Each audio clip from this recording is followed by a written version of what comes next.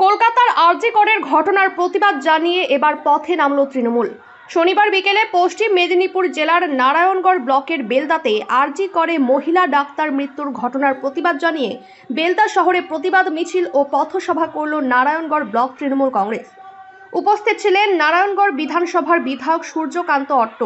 এদিন বিধায়কের দলীয় কার্যালয় থেকে প্রতিবাদ মিছিল শুরু হয়ে বেলদা শহর পরিক্রমা করে। মিছিল শেষে বেলদা বাসস্ট্যান্ডে একটি ছোট্ট পথসভার আয়োজন করা হয়। পথসভা থেকে আরজি করের ঘটনায় দোষীদের দৃষ্টান্তমূলক শাস্তির দাবি জানানো হয়। মঞ্চে বক্তব্য রাখতে গিয়ে সিপিএম ও বিজেপিকে তুলোধনা করেন নারায়ণগড় বিধানসভার বিধায়ক সূর্যকান্ত অট্ট। বিধায়কের পাশাপাশি উপস্থিত ছিলেন নারায়ণগড় ব্লক তৃণমূল কংগ্রেসের সভাপতি সুকুমার জানা, নারায়ণগড় ব্লক মহিলা তৃণমূল কংগ্রেসের সভানেত্রী সুপর্ণা জৈন, নারায়ণগড় ব্লক তৃণমূল কংগ্রেসের সহ সভাপতি মিহির চন্দ্র সহ অন্যান্যরা।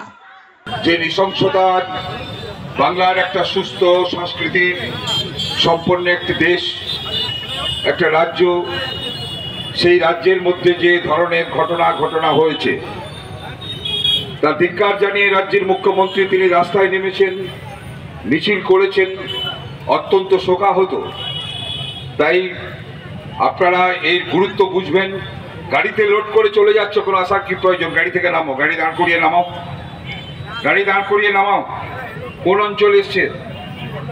গাড়ি দাঁড় করিয়ে নামো। আমি সংক্ষিপ্ত বক্তব্য রাখার জন্যে আমাদের ব্লকের সহসভাপতি মিহির চন্দ্রকে, পঞ্চায়েত সমিতির, আমি দু চার কথা অত্যন্ত সংক্ষেপে বলবেন। আগামীকাল আমাদের এখানে অবস্থান বিক্ষোভ আছে। সারা দিন সকাল থেকে 6টা পর্যন্ত আমরা এই শাস্তির দাবিতে, এই বর্বরতার প্রতিবাদ জানিয়ে আমাদের অবস্থান বিক্ষোভ হবে। সেই বিক্ষোভে সবাইকে আসার অনুরোধ নিশ্চিত ব্লক সভাপতি করেছেন। আমিও আপনাদেরকে অনুরোধ জানাচ্ছি আপনারা করবেন।